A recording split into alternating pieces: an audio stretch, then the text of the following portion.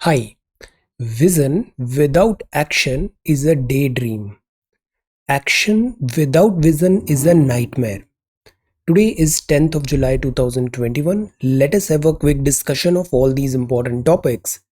Rapid जी के yesterday questions के answers हैं। बेरूत कैपिटल है लेबनान का। कराकट्टम एंशियंट फोक डांस है तमिलनाडु का। दूध सागर फॉल्स लोकेटेड है गोवा में और खड़कवासला पुणे में है National Defence Academy. Keoladeo National Park Ghana National Park located है राजस्थान में और जयप्रकाश नारायण एयरपोर्ट लोकेटेड है बिहार में। आज के सवाल है, Hattari dance is a famous folk dance of which state? Which Indian city is known as the sandalwood city? Kishtwar National Park is situated in which state? Which city is known as the land of black diamond? Black diamond. Dr. Najma Haptullah is the current governor of which Indian state? Ganga Sagar Mela is held in which Indian state? So these are 6 questions for today. आज की vocabulary है ordinance. Ordinance इसका मतलब है एक authoritative order है, decree है। Article 123, article 213 president governor. Quell का मतलब है उसको एंड करना, typically by the use of force. जैसे कोई रिबेलियन है, डिसऑर्डर है, so put an end to that rebellion और डिसऑर्डर। वेटिंग इसका मतलब है केयरफुल स्क्रूटनी हो रही है, जांच हो रही है, क्रिटिकल एग्जामिनेशन हो रहा है किसी चीज का।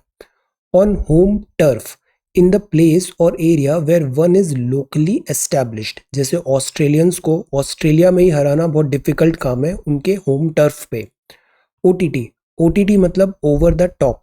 मीडिया सर्विस है, मीडिया सर्विस जैसे कि यूट्यूब हुआ या फिर Amazon Prime etcetera, these are OTT services.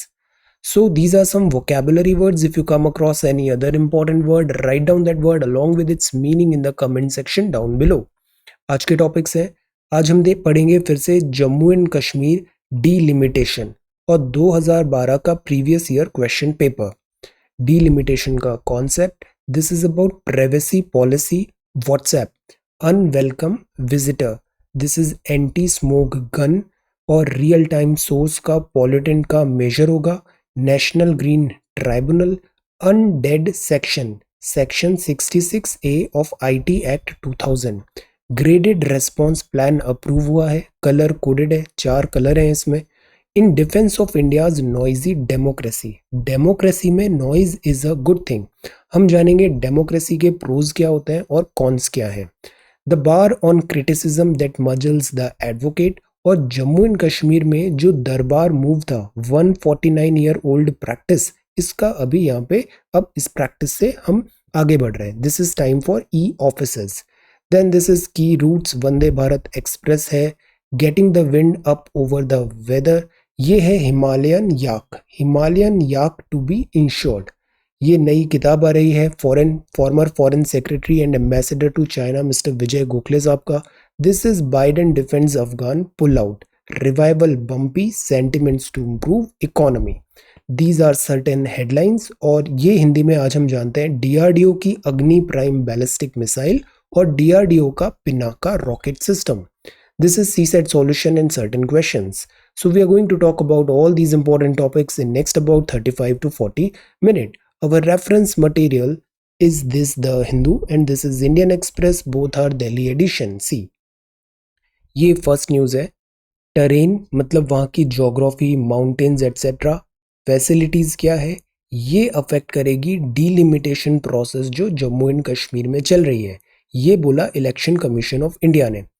Panel ने कंप्लीट किया है कंसल्टेशन, अभी ये आइडेंटिफाई कर रहा है सीट्स फॉर एससीज एंड एसटीज, सीकिंग कंसेंसस। तो कंसेंसस डेवलप करने की बात है।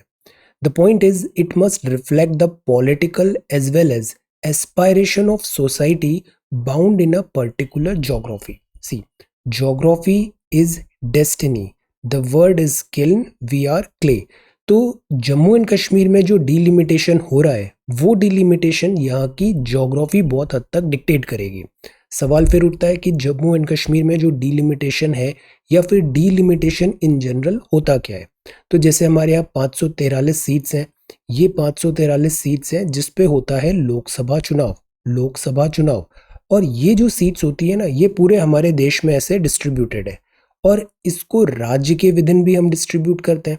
तो हमें एक फॉर्मूला निकालना है कि राज्य के अंदर भी उस एरिया की पॉपुलेशन कितना है, ज्योग्राफी एरिया और वहाँ रहने वाले लोग, इसके हिसाब से बनती है डीलिमिटेशन, मतलब कॉन्स्टिट्यूएंसी डिफाइन होती है। जैसे ये 543 कॉन्स्टिट्यूएंसीज हैं, तो इन 543 कॉन्स्टिट्यूएंसीज को डीलिमिटेशन कमीशन ऐसे डिफाइन करता है कि ये एक कॉन्स्टिट्यूएंसी है और इस कॉन्स्टिट्यूएंसी से एक मेंबर ऑफ पार्लियामेंट चुनाव लड़के आएगा, एमपी चुनाव लड़के आएगा।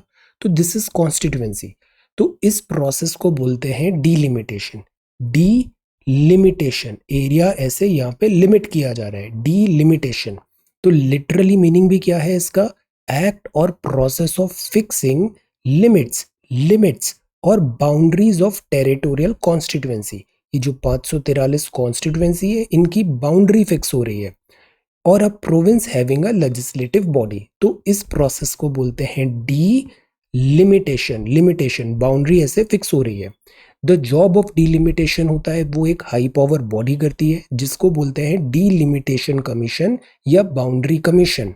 इंडिया में डीलिमिटेशन 4 दफे हुआ है। 1952 में डीलिमिटेशन कमीशन आया, फिर 63 में आया, फिर 73 में आया, फिर 2002 में आया।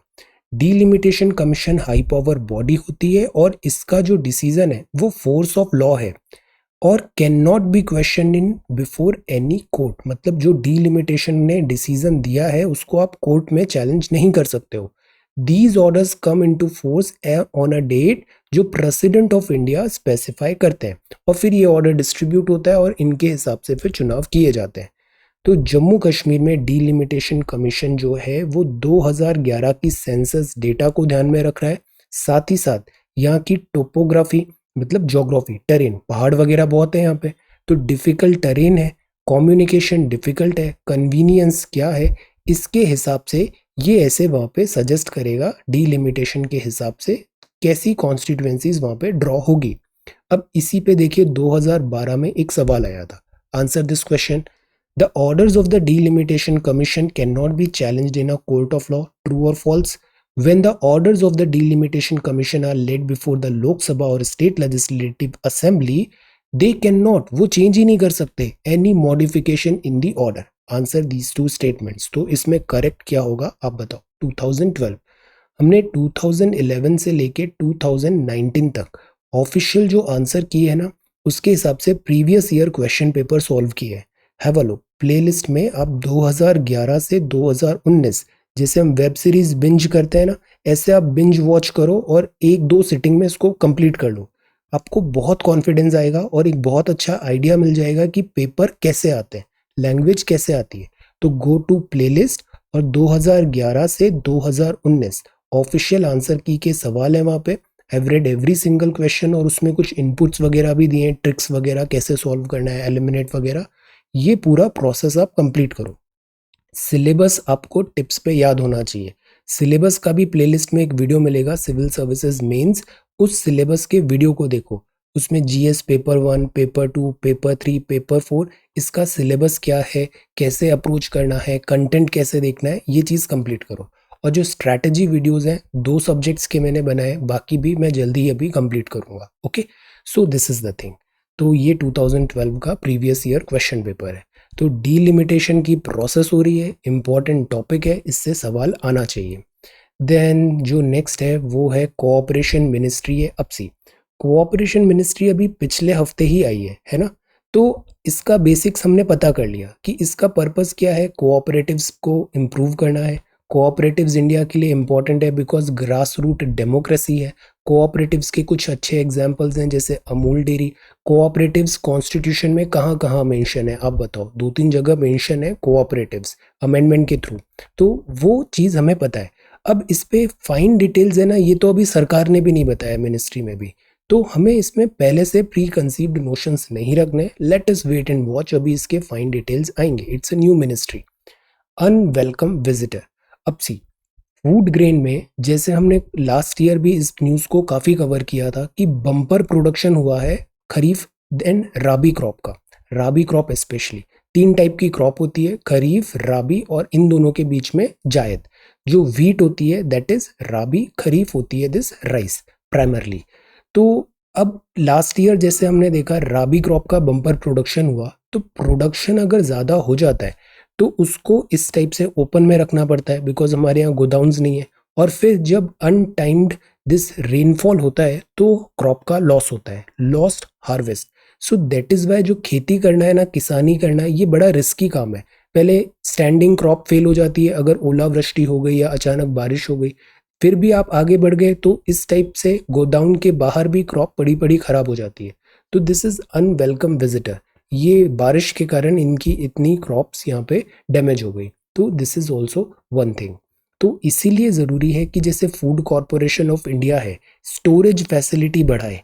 और जो हमारे यहाँ दिस जहाँ गोडाउन होते हैं जिसपे हम कोल्ड स्टोरेज चेन्स वगैरह होती है, जहाँ पे हम इन क्रॉप को सेफ्टी के साथ कुछ टाइम तक स्टोर कर पाए, कंजर्व कर पाए, ये भी बहुत ज़रूरी है। Okay, NGT bench in Delhi not superior to zonal this benches. अब से ये टॉपिक कल ही मैंने आपसे पूछा था। नेशनल ग्रीन ट्राइब्यूनल की जो बेंचेस है, सेंट्रल बेंच है और कुछ रीजनल बेंचेस है। तो आज देखिए दिल्ली कोर्ट ने भी यहाँ पे बता दिया Delhi not superior to zonal benches, मतलब सब में इक्वली उनका डिवाइडेड है वर्क, अलोकेटेड वर्क। तो this is the understanding. Before that privacy policy will be on hold till law is frame. तो व्हाट्सएप भी अभी बैकफुट पे है। प्राइवेसी पॉलिसी पे इस पे बात था कि यूजर डेटा व्हाट्सएप अपनी पेरेंट कंपनी फेसबुक के साथ शेयर करेगा, विच इज नॉट एक्सेप्टेबल। तो इस बात पे व्हाट्सएप पे यहाँ पे अकाउंटेबिलिटी सेट होने की बात हुई। पर्सनल डेटा प्रोटेक्शन बिल जो रेगुलेट करता है इंडिविजुअल डेटा को, उस पर सवाल उठे कि प्राइवेट कंपनी आपका डेटा कैसे यूज कर रही है। ये जो डेटा होता है एक्चुअली, इससे प्राइवेट कंपनीज आपका प्रोफाइलिंग करती है और उस प्रोफाइलिंग से आपको टारगेट बेस्ड एडवर्टाइजमेंट्स होते हैं। तो इसमें भी प्रॉपर लॉ रेगुलेशंस होना जरूरी है। Okay, privacy policy. तो this is the front page of the Hindu.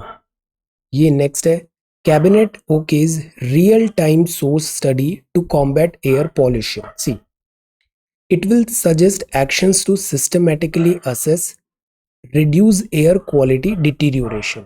C, air quality deterioration होता है और स्पेशली दिल्ली में पॉल्यूशन बहुत ज़्यादा है। दिल्ली में पॉल्यूशन बहुत ज़्यादा है और स्मोग का प्रॉब्लम बहुत है। स्मोग क्या होता है? Smoke plus fog. विंटर में ये सिचुएशन वर्जन हो जाती है। तो ये है एंटी स्मोक गन जो यूज हुई है to fight air pollution in the capital. Okay, so this is anti smoke gun. ये ऐसी कुछ होती है, इसमें बेसिकली वाटर टाइप ऐसे जेट प्रोपल्शन होता है और वो जो स्मोक के पार्टिकल्स हैं वो सेटल डाउन हो जाते हैं और पॉल्यूशन यहाँ पे क्लियर हो जाता है। Okay, so this is anti smoke gun. इसी टाइप का एक प्यूरीफायर, लार्ज प्यूरीफायर भी दिल्ली में लगाने की बात है। स्मोक प्यूरीफायर जिसे बोलते हैं, स्मोक प्यूरीफायर। ये कैबिनेट ने ओके किया है। Real time source study to combat air pollution. NGT की जो बेंच है दिल्ली की, in no way superior to other zonal benches. Okay, ये मद्रास हाई कोर्ट का ये डिसीजन है। अब जो नेशनल ग्रीन ट्राइब्यूनल है ना, ये कल इसलिए मैंने बताया था बिकॉज नेशनल ग्रीन ट्राइब्यूनल बहुत ज़्यादा न्यूज़ में है। वो न्यूज़ में इसलिए है बिकॉज हाल ही में इसके 10 साल कंप्लीट हुए हैं। 10 ईयर्स कंप्लीट हो गए हैं नेशनल ग्रीन ट्राइब्यूनल के। तो नेशनल ग्रीन ट्राइब्यूनल अभी सारे एग्जाम्स के लिए काफ़ी इंपॉर्टेंट है। जब भी ऐसे 10 साल, 25 साल, 75 ईयर्स, जैसे अभी अमृत महोत्सव हो रहा है, तो ये जो साल होते हैं ना, ये एग्जाम्स में काफ़ी फेवरेट हो जाते हैं। तो 10 ईयर्स हैं एनजीटी के। एनजीटी बहुत अच्छे से पढ़ना है।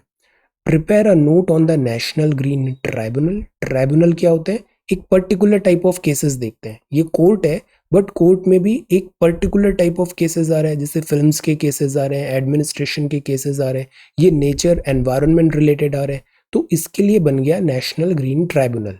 ये नेचुरल जस्टिस देता है।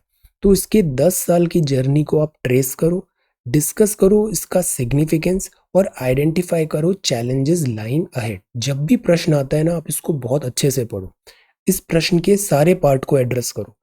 पहले तो हमें बताना है what is national Green tribunal, इससे रिलेटेड जो भी फैक्ट्स हैं सारे बताओ। कब एस्टेब्लिश हुआ था, सीआरपीसी फॉलो होता है या नहीं होता है, मैंडेट क्या है इसका, जोनल कहाँ पे इसके रीजनल सेंटर्स हैं, बेंचेस हैं।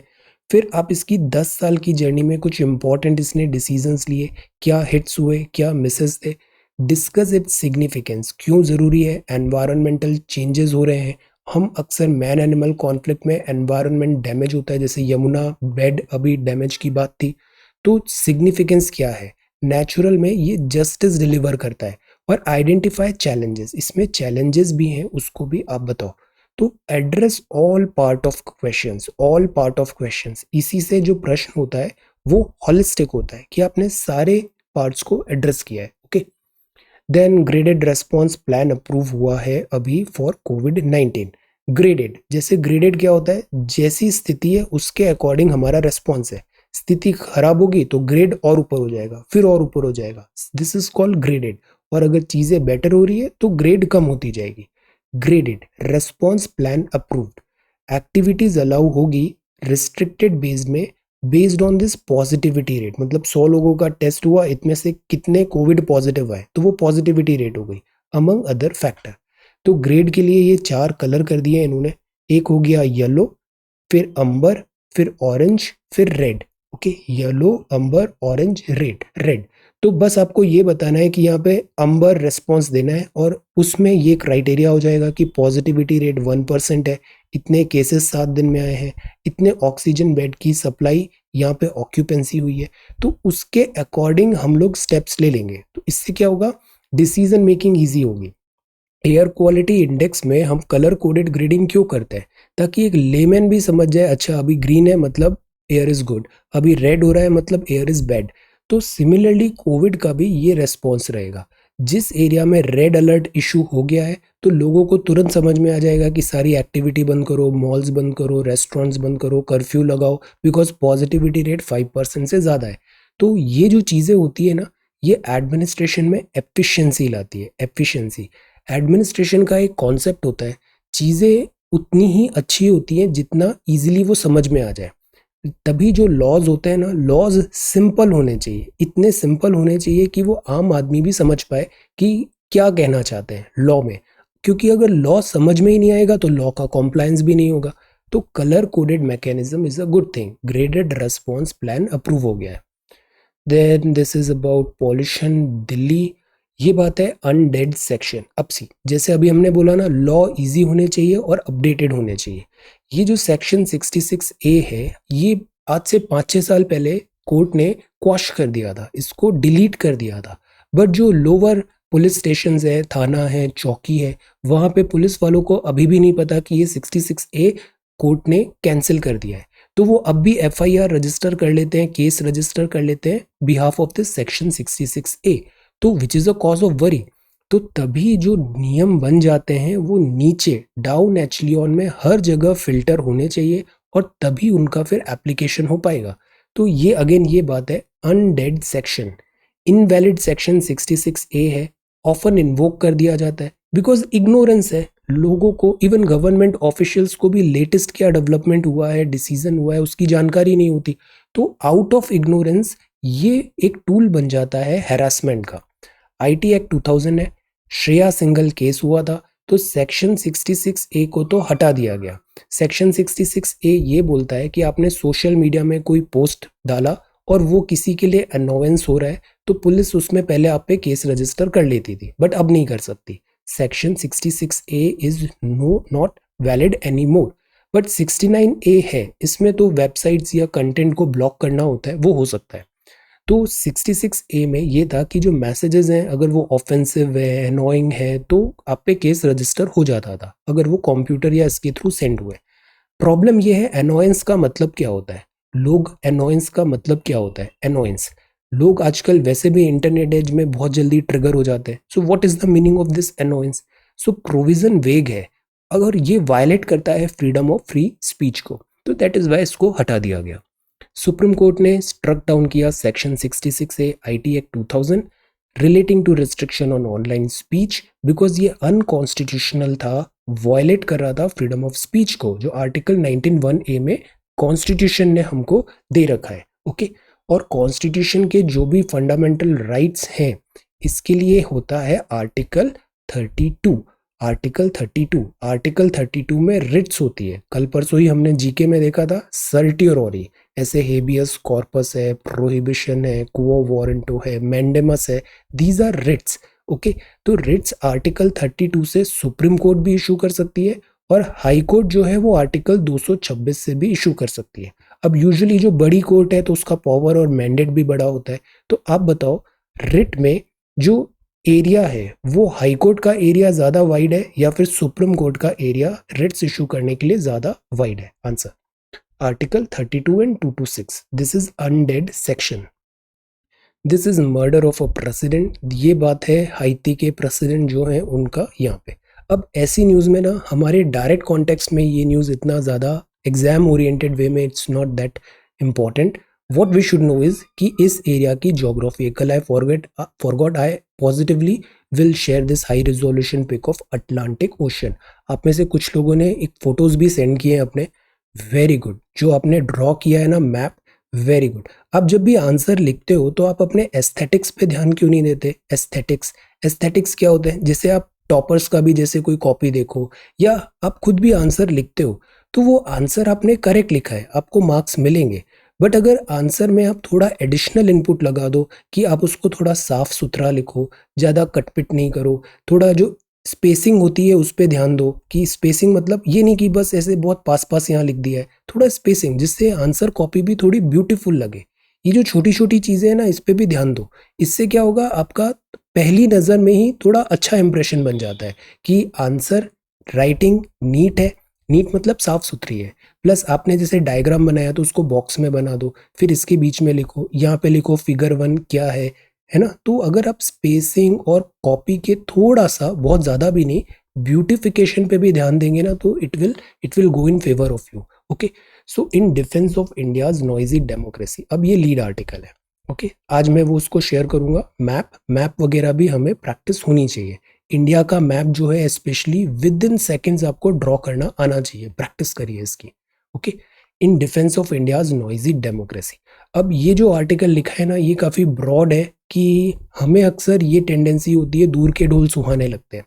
हमको लगता है चाइना इतना अच्छा कर रहा है, चाइना के नंबर्स वगैरह ये सब इतने अच्छे हैं, बट वी ऑफन फॉरगेट कि चाइना में किस टाइप की डिक्टेटरशिप चल रही है।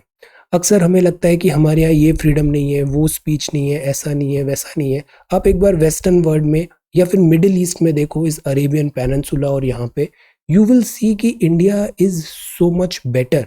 हमारे यहाँ जितनी फ्रीडम है एक्सप्रेशन का, हमारे यहाँ जितनी फ्रीडम है कि हम जैसा चाहें वैसा कर सकते हैं। This is a great great value for any democracy, और वो इंडिया में मिली हुई है।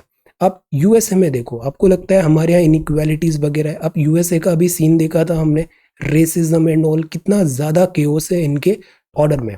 तो द पॉइंट इज कि अक्सर ये ह्यूमन टेंडेंसी है, दूर के ढोल सुनाने लगते हैं। बट हमारा जो कंट्री है ना, ब्यूटीफुल कंट्री है हमारी कंट्री। इंडिया में जितने perks and privileges ordinary citizen को मिलते हैं यूजुअली बाहर इतना ज़्यादा है नहीं, चाइना के कंपैरिजन में।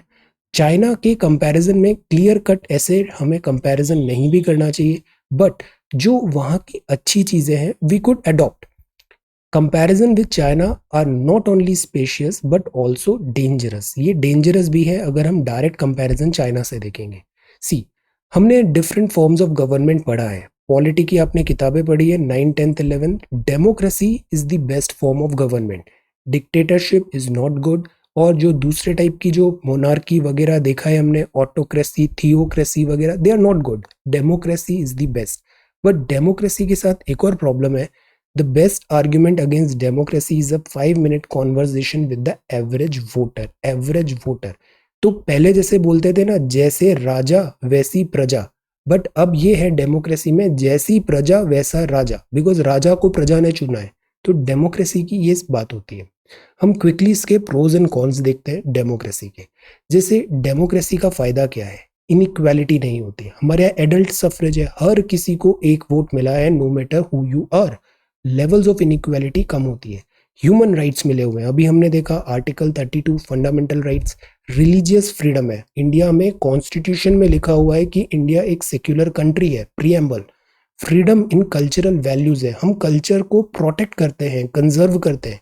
दैट इज वाई इंडिया में डाइवर्सिटी है बट स्टिल इंडिया में यूनिटी है। एजुकेशनल राइट्स हैं, अपॉर्चुनिटीज है, कॉन्स्टिट्यूशन में लिखा हुआ है सबको एजुकेशनल राइट्स, बच्चों को कॉन्स्टिट्यूशन में एजुकेशन के राइट्स दिए हुए हैं। इंडिविजुअल अपॉर्चुनिटी, हर किसी को ग्रो करने का पूरा अधिकार है, मेहनत करनी आनी चाहिए। लो लेवल्स ऑफ डिस्क्रिमिनेशन है, फ्रीडम है, डिसेंट्रलाइजेशन है, पार्टिसिपेटरी डेमोक्रेसी है हमारे यहाँ, एम्पावरमेंट है, पार्टिसिपेशन इलेक्शन में होता है, change in political power after a certain period of time. India में अभी 17वीं लोकसभा है, एक बार ऐसा नहीं हुआ है कि पावर ट्रांजिशन में कोई हिकअप्स आए हो। आप किसी और दूसरी कंट्री का ऐसा एग्जाम्पल बताओ। हमारे यहाँ हर दफे कॉन्स्टिट्यूशन और जो चुनाव होता है उसका सम्मान किया जाता है। 17वीं 16वीं से 17वीं, 15वीं से 16वीं, हर बार स्मूथ ट्रांजिशन हुआ है पावर का। डेमोक्रेसी से वॉर्स नहीं होती, companies eager to invest democratic countries में, ट्रेड फैसिलिटेट होता है डेमोक्रेसी में। तो जो डेमोक्रेसी है ना, इसमें कलेक्टिव स्ट्रेंथ ज़्यादा आती है, बार्गेनिंग पावर ज़्यादा आती है, डिसीजन मेकिंग बेटर होता है। So these are pros of democracy. But cons भी हैं। डेमोक्रेसी में डिसीजन मेकिंग मतलब सबका सहमति होनी चाहिए, सबकी सहमति को लाना बहुत मुश्किल होता है, तो इससे जो डिसीजन होते हैं ना वो डिले हो जाते हैं, तुरंत डिसीजन नहीं ले पाते, बहुत सारे डिस्कशन होते हैं, पॉलिटिकल इनएफिशिएंसी होती है, कई बार मेजॉरिटी माइनॉरिटी में भी left behind, economic social interest lobby होने लग जाती है, पॉलिटिशियंस अक्सर अपॉर्चुनिस्टिक मैनर में वर्क करते हैं, fear any sentences, donation election में जो है वो कई बार फ्री एंड फेयर नहीं हो पाते, देन पॉलिटिशियंस वोटिंग के लिए they try to this casual voters, short term thinking होती है पॉलिटिशियंस का, बिकॉज 5 साल का इनका मैंडेट है तो वो लॉन्ग टर्म प्लानिंग नहीं करते। वोटर्स में लैक इन्फॉर्मेशन, जैसी वोटर्स वैसी राजा, जैसे वोटर्स वैसी राजा। इलेक्शंस में भी एक्सपेंसिव, ये एक बड़ी दिक्कत है। पीपल में vote solely in their own interest, हमारे यहाँ वोट किस बेसिस पे आप डालते हो कि जो चुनाव के लिए खड़ा हुआ है उसकी क्या क्वालिफिकेशन है, उसका इलेक्शन मैनिफेस्टो क्या है, उसने क्या क्या प्रोमिसेस किए, उसका ट्रैक रिकॉर्ड क्या है, या फिर ओन इंटरेस्ट कि ये इस रिलीजन का है, ये इस आइडेंटिटी का है, ये इस कास्ट का है, ये इस जोन का है। तो द पॉइंट इज, अगर डेमोक्रेसी में प्रॉब्लम है तो वो प्रॉब्लम इसलिए है because there are flaws in voters, corruption का इश्यूज होते हैं। So there are pros and cons of this democracy, ये हमारे कॉन्टेक्स्ट में। So that is why let us prepare this question. Democracy is not a spectator sport. बहुत सारे लोग होते हैं, चुनाव के दिन छुट्टी होती है बट वो वोट डालने नहीं जाएंगे, वो सोचते हैं इस दिन छुट्टी मिली है तो कहीं घूमने का प्लान बना लेते हैं। अब ऐसे इररेस्पॉन्सिबल पर्सन जो पार्टिसिपेट ही नहीं कर रहे हैं डेमोक्रेसी में, तो क्या उनको हक है फिर बाद में कुछ बोलने का? No, democracy is not a spectator sport, it's a participatory event. Take part in this, vote cast करे, पार्टिसिपेट करे इवेंट में। If we don't participate in it, it ceases to be a democracy, it ceases to be a democracy. जैसे Iran में अभी चुनाव हुए, केवल 47% लोगों ने वोट दिया, तो क्या ये चुनाव जो हुए वो अच्छा माना जाएगा? It ceases to be a democracy. Participation जरूरी है, इस चीज को आप इलेबोरेट करो। ओके, तो हमारे कॉन्टेक्स्ट में, सिलेबस के कॉन्टेक्स्ट में try to elaborate this statement. Okay, then this is a the bar on criticism that muzzles the advocate. Muzzle मतलब शांत करा देना उनकी आवाज को, तो this is about this advocate. Then ending the shift between Jammu and Kashmir. अब सी, जम्मू एंड कश्मीर में ये कुछ 149 year old biannual tradition था। यहाँ कैपिटल शिफ्ट होती थी जम्मू एंड कश्मीर की, जम्मू हो जाती थी विंटर में और श्रीनगर हो जाती थी समर में। तो देखिए ये जम्मू एंड कश्मीर है, UT of Jammu and Kashmir है, तो this is Jammu, this is Srinagar. Srinagar ऊपर है तो श्रीनगर में ठंड ज़्यादा होगी, जम्मू में ठंड रिलेटिवली कम होती है। तो जो समर सीजन है उसमें कैपिटल कहाँ रखना ठीक है? जहाँ पे ठंड ज़्यादा है, मतलब श्रीनगर। और जो विंटर्स है वहाँ पे कैपिटल कहाँ रखना ठीक है? वहाँ पे कैपिटल ठीक रखना है दिस जम्मू में, बिकॉज यहाँ पे विंटर्स कम है। तो जम्मू ड्यूरिंग विंटर्स और Srinagar during summers. But the point is, ये जो 300 किलोमीटर का रास्ता है, ये 300 किलोमीटर का रास्ता, यहाँ पे बहुत सारे माउंटेन्स हैं, पासेस हैं, टेरेन डिफिकल्ट है, 2.85 किलोमीटर की बनिहाल कनेक्ट से जाना पड़ेगा आपको। तो ये बार बार की जो एक्सरसाइज थी, कि सारे पेपर्स डॉक्यूमेंट्स ऐसे गाड़ियों में ला दो, फिर जाओ यहाँ पे, फिर वापस आओ 6 मंथ्स में, दिस इज़ इनएफिशिएंट। और ये बहुत ज़्यादा वेदर पे भी डिपेंडेंट थी। बट ये कल्चर क्यों स्टार्ट हुआ? तो ये स्टार्ट हुआ था एक वीक लॉन्ग कार्निवल पुराने टाइम पे 19th सेंचुरी में, जब यहाँ के जो महाराजा रणबीर सिंह थे 1872 में, उन्होंने प्रैक्टिस किया था गवर्नमेंट जम्मू टू कश्मीर श्रीनगर ऐसे करके चेंज करेंगे। The reason is because of this weather. और जो दूसरा रीज़न था कि जब कैपिटल ऐसे शिफ्ट होती है तो पूरा एडमिनिस्ट्रेशन शिफ्ट होता है। तो इससे क्या होता है, श्रीनगर जम्मू कल्चरल यहाँ पे सिनर्जी ज़्यादा आता है। लोग जब मूव करते हैं तो एक दूसरे के साथ ज़्यादा आते हैं, इंटीग्रिटी बढ़ती है, एक दूसरे को जानते बेटर है, तो कोहेजन ज़्यादा होता है। तो in a way this was a very good exercise. But अब आ गए हैं 21st सेंचुरी में, आज ई ऑफिसर्स का ज़माना है। तो क्या इतना एक्सरसाइज को, 150 साल पुरानी एक्सरसाइज को अभी कंटिन्यू करना करेक्ट होगा? इस पे एक्सपेंडिचर कितना है, wastage of time and labour कितना हो रहा है, इस बात पे सवाल उठे। कोर्ट ने भी ऑब्जर्वेशन लिया और फिर फाइनली अब ये एक्सरसाइज स्टॉप हो रही है। Then this is about IT rules government plea listed for this July 16। ये वंदे भारत ट्रेन है। मैनी टाइम्स मुझे चांस मिला बट मैं इसमें अभी तक ट्रैवल नहीं कर पाया, हमेशा कैंसिल हो जाता है कुछ ना कुछ। तो ये बड़ी अच्छी ट्रेन है। ये है वंदे भारत ट्रेन, वंदे भारत ट्रेन बहुत हाई स्पीड में, और इसमें फैसिलिटीज़ वगैरह भी काफ़ी अच्छी है। I have seen the videos. So this is only 2 rakes of Vande Bharat express train अभी ऑपरेट कर रहा है, और इसके बैकअप के लिए शताब्दी के भी यहाँ पे डब्बे लग सकते हैं। Getting the wind up over the weather, getting the wind up over the weather, यहाँ पे बात है जो IMD है हमारा, वो वेदर फोरकास्ट करता है, साथ ही साथ प्राइवेट प्लेयर्स भी हैं। तो दोनों में सिनर्जी होना चाहिए ना, ताकि दोनों अपने डेटा एनालिसिस नॉलेज एक्सपर्टीज को मिला के कंबाइन करके बेटर फोरकास्ट कर पाए वेदर का। तो there should be one authoritative source for forecast, because weather forecast बहुत इंपॉर्टेंट चीज़ है। जैसे अभी हमने देखा था साइक्लोन ताउटे आया था, यहाँ पे बैराज था। वेदर फोरकास्ट से क्या होता है, पहले से ही चीज़ें पता चल जाती है कि समुद्र में ये दिक्कत हो रही है, वेदर रफ होने वाला है। तो जो फिशरमैन वगैरह है वो अपना प्लान अकॉर्डिंगली चेंज कर लेते हैं। तो इससे लाइफ सेव होती है, हमारे रिसोर्सेज सेव होते हैं। तो इट इज़ इम्पॉर्टेंट कि फोरकास्ट एक्सट्रीम इवेंट का टाइमली हो और करेक्टली हो। Judges should not act like emperor, says Supreme Court. This is a very important message. Judges should not act like emperor. Similarly जो civil servants हैं, civil servants में अगर बहुत सारा पावर है तो बहुत सारी रेस्पॉन्सिबिलिटी है। इट इज़ बेटर कि यहाँ पे भी दिस हाई हैंडेडनेस से वर्क नहीं होना चाहिए। Don't cross the line and summon officials unnecessary. ये बात है, डिसेप्शन एक स्ट्रैटेजी है चाइनीज डिप्लोमेसी की। चाइना की तो हम रग रग से वाकिफ है। चाइना का फिलॉसफी यही होता है कि बाय टाइम और strengthen your capacity, hide your intentions. Deception एक स्ट्रैटेजी है चाइनीज डिप्लोमेसी की। जब नेहरू जी के टाइम से भी हमने देखा, 1954 से टॉक्स चल रहे थे तिब्बत के ट्रेड अग्रीमेंट के, वो टाइम बाय कर रहा था, और फिर 1962 में बैक स्टेप किया उसने हमें। The long game how the Chinese negotiate with India, ये किताब का नाम है। इसको लिखा है former secretary and ambassador to China Vijay Gokhale साहब ने। और इन्होंने बताया चाइना की ये जो स्ट्रैटेजी है ना, टाइम बाय करो, वुल्फ वॉरियर, अभी जो शी जिनपिंग डॉक्ट्राइन आ गई है, ये बड़ा एक थ्रेट है इंडिया को। अपकमिंग टाइम पे ये थ्रेट और ज़्यादा बढ़ सकता है। अब बात यह है कि इंडिया को भी अपनी कैपेसिटी बिल्ड करनी पड़ेगी। This is the only solution, और अलर्ट रहना पड़ेगा। हिमालयन याक्स टू बी इंश्योर्ड, ये हिमालय के याक है। इंश्योरेंस क्या होता है, अगर कुछ गड़बड़ हो गई तो वहाँ पे कंपनसेशन मिल जाएगा। तो ये जो याक है, इनका पॉपुलेशन डिक्लाइन भी हुआ है, और because of this climate change और जो थ्रेट्स है, ह्यूमन लेड थ्रेट्स हैं, human and this animal conflict हो रहा है, तो पॉपुलेशन इनकी बहुत स्ट्रेस्ड है। सो दैट इज़ वाई इसका इंश्योरेंस कराने की बात है। ये जो याक है ना, ये मिलता है लद्दाख में, जम्मू एंड कश्मीर में, हिमाचल में, उत्तराखंड में। फिर इधर ईस्ट तरफ आए तो वेस्ट बंगाल में, सिक्किम में और अरुणाचल में बहुत ज़्यादा मिलते हैं याक। तो इंश्योरेंस है, ये शील्ड करेगा याक ऑनर्स को कि वेदर कैलामिटी, डिसीजेज, ट्रांजिट या फिर कुछ भी ऐसा प्रॉब्लम हुआ तो ये इंश्योर्ड रहेंगे।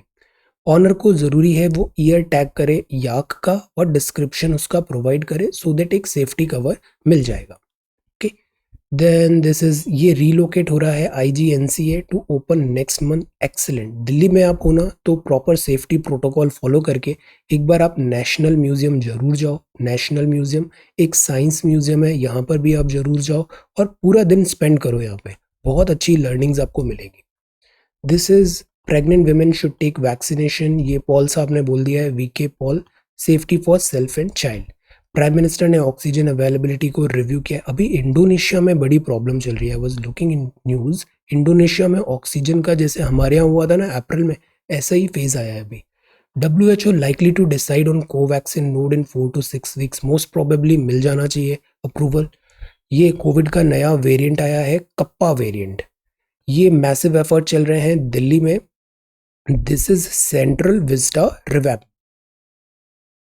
देन दिस इज शोकेस और ये है Byculla. This is about burger. Biden, see Biden defends Afghanistan pull out. Biden ने कहा कि we didn't go to Afghanistan to nation build, but आप वहां पे क्यों गए टू डिस्ट्रॉय अ नेशन, ये सवाल भी पूछना चाहिए। We didn't go to Afghanistan to nation build, but USA has got no right to go to Afghanistan and destroy a culture and country. र्यून्स में हो गया है अफगानिस्तान और इस बात का कौन अकाउंटेबिलिटी लेगा? जो Biden speaking about the Afghanistan situation at the white house on Thursday. So this is again a problem. और ये चीज़ अगर खराब होगी ना अफगानिस्तान में, जैसे अभी आगे एक और न्यूज़ है, 85% कवर कर लिया है तालिबान ने अफगानिस्तान। तो पिछले 20 साल में जो प्रोग्रेस हुआ ना अफगानिस्तान में, जैसे विमेन राइट्स आए, प्रोग्रेसिव सोसाइटी आई, ये अब फिर बैक टू जीरो हो सकता है। तो दिस इज अ थ्रेट और इससे बनेगा रिफ्यूजी क्राइसिस। लोग ऑब्वियसली बाहर भागेंगे और बाहर भाग के कहाँ जाएंगे? दिस नेबरिंग कंट्रीज में। तो अगेन एक बहुत बड़ा प्रॉब्लम जनरेट हो रहा है यहाँ पे। Perception shift in relations between Sri Lanka and China. Sri Lanka को चाइना का गेम प्लान समझ में आ रहा है, पहले इजी पैसा दे दो, वो पैसा चुका नहीं पाएगा तो फिर वहां की प्रॉपर्टी को दिस जब्त कर लो श्रीलंका। तो this is cheque book diplomacy और this is another term debt trap. Debt trap, उधार के तले दबा दो। तो ये China backed Colombo port city है। चाइना यहाँ पे अपनी दिस स्ट्रैटेजी के थ्रू एक पर्ल थ्योरी भी है, दिस रिंग फेंस करना चाहता है इंडिया को। इसके लिए वो अलग अलग पोर्ट्स भी बना रहा है इस पूरे इंडियन ओशन में, बिकॉज इंडियन ओशन चाइना के लिए बहुत इंपॉर्टेंट है। इंडियन ओशन बिकॉज ऑयल का सारा सप्लाई यहाँ से होता है। तो this is belt and road initiative में Indian ocean is important. Plus China बहुत ज़्यादा ताइवान पे भी नज़रें बना के रखा है। ताइवान जो हमने पढ़ा था कुओमिंटांग पार्टी, तो ताइवान को भी पूरा एनेक्स करना चाहता है चाइना। लेट अस सी चाइना यहाँ पे अब आगे कैसे बढ़ता है। इंडिया को अपने गार्ड्स डाउन नहीं करने चाहिए, स्ट्रेंथ डेवलप करनी चाहिए, स्पेशली इंडियन ओशन में, because this is our backyard. Then Taliban now controls 85% of this Afghanistan. Tragic incident हुआ। रिवाइवल है बम्पी सेंटिमेंट्स टू इम्प्रूव। जो इकोनॉमी है उसका रिवाइवल है बट सेंटिमेंट्स अभी भी डाउन है। ऑयल प्राइसेस फर्म है, यूएस इन्वेंटरीज डिक्लाइन। ये जो ओपेक प्लस है ये बदमाशी कर रहे हैं, प्रोडक्शन बढ़ा नहीं रहे। प्रोडक्शन अगर नहीं बढ़ाएंगे तो सप्लाई नहीं बढ़ेगी, डिमांड बढ़ रही है। कोविड-19 के अनलॉक के कारण पेट्रोल की प्राइस बढ़ना तय है। अभी ये $75 तक पहुंच गई है, ये $100 भी हो सकती है। इट इज़ टाइम कि हम प्रोडक्शन बढ़ाएं। TCS टू हायर 40,000 फ्रेशर्स, ये इन्वेस्ट ओला में हो रहा है और ये स्पोर्ट्स है। Okay, then this is about the flame makes a quiet arrival in Tokyo. कोविड-19 का इम्पैक्ट यहाँ पर भी है। ये फ्लेम है, ये ओलंपिक की फ्लेम है, तो उसको हैंड ओवर ऐसे किया जाता है। तो अभी ये टोक्यो में आ गई है। देन प्राइम मिनिस्टर ने कल जो इंडियन ओलंपिक प्रिपरेशन कर रहे हैं उनसे अभी ये कॉन्वर्जेशन किया था। सो दिस इज द हिंदू, ये इंडियन एक्सप्रेस है। व्हाट्सएप और दिल्ली हाई कोर्ट। व्हाट्सएप को इंडियन लॉज फॉलो करने पड़ेंगे। नोट डाउन दिस इनिशिएटिव टीका वाली नाव। अब जैसे आप आंसर लिख रहे हो ना तो सब एक जैसे आंसर लिखते हैं, बीच में किसी ने एक पॉइंट डाल दिया कि जैसे ये वैक्सीनेशन था, ये फ्लड एरिया मुजफ्फरपुर बिहार में, तो मुजफ्फरपुर बिहार में फ्लड आता है तो मैं वहाँ पे एक टीका वाली नाव जैसा भी प्रोग्राम इनिशिएट कर सकता हूँ जिससे वैक्सीनेशन का कवरेज बढ़ जाए। अगर आपने कहीं ये एक लाइन लिख दिया ना तो इससे क्या हुआ, आपका जो स्टैटिक है उसमें करंट अफेयर्स का एक आपने लेयर डाल दिया। This is a very good strategy for writing this GS answers. Static part लिखो और उसके साथ साथ उसको करंट अफेयर्स के किसी एंगल से लिंक कर दीजिए। इससे आंसर यूनिक हो जाता है, आंसर आपका लगेगा और उसको पढ़ने में ना इंटरेस्ट भी आता है, समथिंग न्यू। तो आप ज़्यादा बेटर मार्क्स फेच करोगे, श्योर। यूनिफॉर्म सिविल कोड जरूरी है, center to take action, high court ने कहा। यूनिफॉर्म सिविल कोड क्या है? Directive principles of state policy, DPSP. मतलब ये काम जरूरी है, बट तब होगा जब इसके लिए प्रॉपर फंड्स हो जाए, रिसोर्सेज हो जाए, प्लेटफॉर्म रेडी हो जाए, तब डीपीएसपी को इम्प्लीमेंट करना है। तो यूनिफॉर्म सिविल कोड ये किस आर्टिकल में लिखा है? Answer. Then this is about covid and lockdown. ये ज़रूरी है कि जो आर्टिस्ट हैं उनको भी हम फैसिलिटीज़ प्रोवाइड करें, बिकॉज जॉब लॉसेस वहाँ पे भी हुए हैं। ये दिल्ली में अब ये वाला जो केस है ना कि ब्रिज ऐसे डूब जाते हैं, और ये दिल्ली में बड़ा कॉमन हो गया है आजकल, बिकॉज ड्रेनेज नहीं हो पा रहा है। मुंबई की समस्या तो समझ में आती है कि मुंबई का दिस जो समुद्र तल से जो हाइट है वो बहुत कम है, बट दिल्ली का ऐसा स्थिति क्यों आया? This is only because of this poor planning. Because Delhi तो अच्छी खासी हाइट में है, यहाँ पे यमुना रिवर है जो पूरा पानी ड्रेन कर सकती है, बट स्टिल दिल्ली में ऐसे वाटर लॉगिंग हो रही है। This is because of this unplanned development. Then this is about next page. ये है legitimacy of who rules Afghanistan can't be ignored. अगर तालिबान ने फोर्सफुली अफगानिस्तान पे कैप्चर कर भी लिया तो क्या तालिबान गवर्नमेंट को लेजिटिमेसी मिलेगी? लेट अस सी।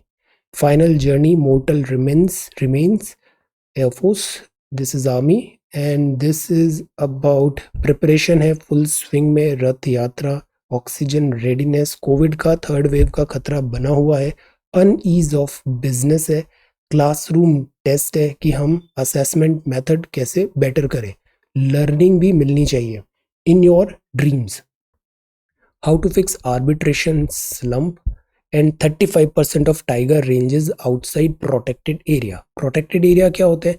जैसे नेशनल पार्क हुए, सेंचुरीज हुई, टाइगर रिजर्व्स हुए, तो ये एरिया हमने बना दिए हैं टाइगर के कंजर्वेशन के लिए। बट टाइगर तो अपनी मर्जी का मालिक है, वो इस एरिया में रहता नहीं है, वो बाहर आ जाता है। तो 35% जो टाइगर है ना वो अपने रेंज में नहीं रहते, वो बाहर घूमते रहते हैं। और इससे क्या होता है? एनिमल मैन एनिमल कॉन्फ्लिक्ट होता है, पोचिंग होने के चांसेस बढ़ जाते हैं। तो ये रिपोर्ट है WWF और UNEP की।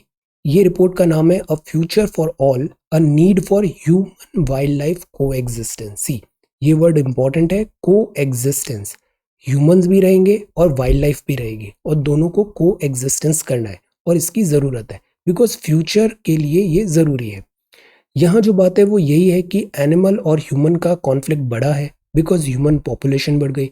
हम इनके एरिया में दिस एनक्रोचमेंट कर लेते हैं, जंगल जानवरों के लिए, बट ह्यूमंस जंगल को डिस्ट्रॉय कर रहे हैं, तो इससे ऑब्वियसली कॉन्फ्लिक्ट तो होना है। तो कॉन्फ्लिक्ट बढ़ रहा है। मैरीन और टेरेस्ट्रियल प्रोटेक्टेड एरिया भी केवल 9.67% बचे हैं ग्लोबल दिस एरिया के। तो दिस इज अ थिंग। अब इससे क्या होता है? कॉन्फ्लिक्ट में किसी का फायदा नहीं है, इसमें एनिमल का भी नुकसान है और ह्यूमन का भी नुकसान है। और zoonotic diseases are on rise. Zoonotic diseases are on rise. Population बढ़ी है, हाई डिमांड, लैंड की ज़रूरत ज़्यादा हो रही है, नेचुरल रिसोर्सेज ज़्यादा चाहिए हमें, लॉस हो रहा है, फ्रेगमेंटेशन, डिग्रेडेशन वाइल्ड लाइफ का। अक्सर हम एलिफेंट्स और दिस ह्यूमन सेटलमेंट में कॉन्फ्लिक्ट देखते हैं हम। तो प्रेशर बढ़ता जा रहा है, रिसोर्सेज लिमिटेड है और पॉपुलेशन बढ़ गई है, तो इससे कॉन्फ्लिक्ट हो रहा है, कंपटीशन हो रहा है दोनों के बीच में, ह्यूमन के बीच में और वाइल्ड लाइफ एनिमल के बीच में। तो इससे जूनोटिक डिसीजेस के भी खतरे हैं, मतलब जो डिसीजेस एनिमल की है वो जंप करके पैथोजेंस ह्यूमंस में आ रहे हैं। हमें ज़रूरी है इस कॉन्फ्लिक्ट को रोकें, ह्यूमन एनक्रोचमेंट भी और हैबिटेट डिस्ट्रक्शन भी। हम एंगेज करें कंजर्वेशन कमिटी से, national park, because awareness is important. आप नेशनल पार्क जाओ, वहाँ पे एनिमल्स को जाओ, दिल्ली में एक दिल्ली जू भी है, you go there and see wild animals. Animal product है, उसको इलीगल यूज नहीं करना है, एनिमल प्रोडक्ट को, वाइल्ड लाइफ के पार्ट्स को। Learn risk to wild life क्या है और अवेयरनेस बढ़ाए, इंस्पायर करें other for this conservation of wild life. इसी से जो मैन एनिमल कॉन्फ्लिक्ट है वो कंट्रोल में आएगा।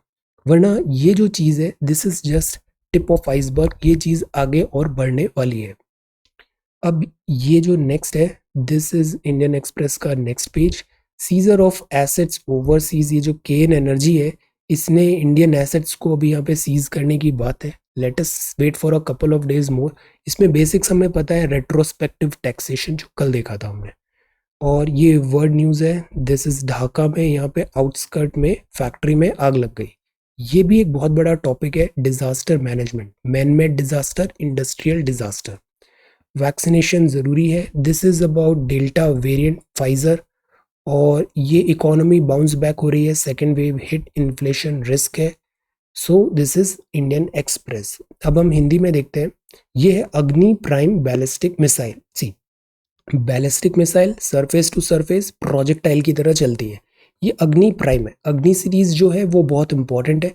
उसी में नए पार्ट्स, नए इक्विपमेंट्स, नई टेक्नोलॉजी के थ्रू हमने बनाया है अग्नि प्राइम वर्जन। ये डीआरडीओ ने भी ओडिशा के तट पे डॉक्टर एपीजे अब्दुल कलाम द्वीप से नई पीढ़ी, नई जनरेशन की परमाणु न्यूक्लियर केपेबल मिसाइल अग्नि प्राइम का सफल परीक्षण किया।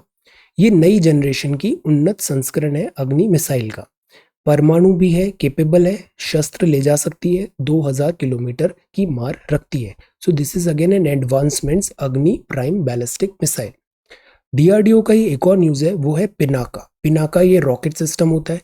ये देश में विकसित पिनाका रॉकेट का अभी रेंज संस्करण उड़ीसा में ही चांदीपुर में मल्टी बैरल रॉकेट लॉन्चर परीक्षण किया गया। ये पिनाका है, ये आप ट्रैवल करके कहीं पे भी ले जा सकते हो। रॉकेट से ऐसे, ट्रक से ऐसे फायर हो जाता है ये लॉन्चर से, और बहुत एक्यूरेसी भी अच्छी है, 45 किलोमीटर तक का ये लक्ष्य भेज सकता है।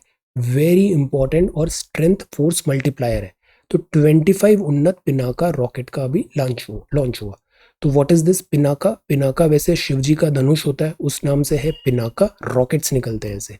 और ये है अग्नि प्राइम बैलिस्टिक मिसाइल। अब ये हिंदी में ये सीसेट है। एवरेज निकालना था, एवरेज मतलब total run upon total inning. तो टोटल रन हो गए दिस इनटू दिस, तो एवरेज इनटू इनिंग, तो टोटल रन इतने हो गए। नया एवरेज 36 और इनिंग 11, तो टोटल एवरेज, टोटल रन इतने होने थे। मतलब जो इंक्रीज हुआ वो 11th इनिंग का स्कोर है। तो 396 minus 320 that is 76। Average 17 inning का अगर x है, 16 इनिंग का x माइनस 3 हुआ। गिवन ये कंडीशन दिया हुआ है, this 16x minus 3 plus 87th जो 17वीं इनिंग का स्कोर है, that is equal to 17x, तो x इज इक्वल टू 39। ये एवरेज है 5 कॉन्जिक्यूटिव ऑड नंबर। तो हमेशा जब भी कॉन्जिक्यूटिव ऑड नंबर दिए हुए ना, तो आप इस पैटर्न में उसको अज्यूम करो। जैसे पहला नंबर x है, तो ऑड नंबर है, तो x प्लस 1 तो इवन हो जाएगा, तो हमें x प्लस 2 करना पड़ेगा। फिर x प्लस 2 के बाद अगला नंबर x प्लस 3 है, वो इवन हो जाएगा, तो x प्लस 4, फिर x प्लस 6, फिर x प्लस 8। तो ऐसे करके 5 नंबर हो गए, कॉन्जिक्यूटिव है, एक के बाद एक। बस एवरेज निकाल लो इनका, टोटल अपॉन 5, 61 दिया है, x 57, डिफरेंस ये आ जाएगा। आज का सवाल है, जैसे ये अल्फाबेट्स दिए हुए हैं, ABCDE लेटर्स दिए हुए हैं Z तक। Which letter in this alphabet is the 8th letter to the right of the letter and which is 10th letter to the left of the last but one letter of the alphabet? Again language है, धीरे धीरे आसानी से पढ़ना चाहिए, you will get the answer। और ये जो है ना, ये याद होनी चाहिए, ABCD ऐसे करके Z तक। बस इसको यहाँ पे पुट करो, you will get the answer। Arrange करो अल्फाबेटिकल ऑर्डर में, tick the one that comes last. बताइए क्या आएगा? Abandon, actuate, accumulate, acquit, achieve. जो लास्ट आएगा बताओ। डिक्शनरी अरेंजमेंट, ये अगेन लेटर दिए हुए हैं। Which letter is in the middle of 13th letter from the left and 4th letter from the right? बताइए मिडिल में कौन सा है। So these are 3 questions for CSAT. Okay, ये सॉल्यूशंस है। पिनाका और अग्नि प्राइम है ये बात है tiger conservation, animal, wild animal. This is about Himalayan yak, ये बात है दरबार move, pros and cons of democracy, section 66A, delimitation. All right, so this is 10th of July 2021. Thank you so much for watching this video. Take care, study well and be safe.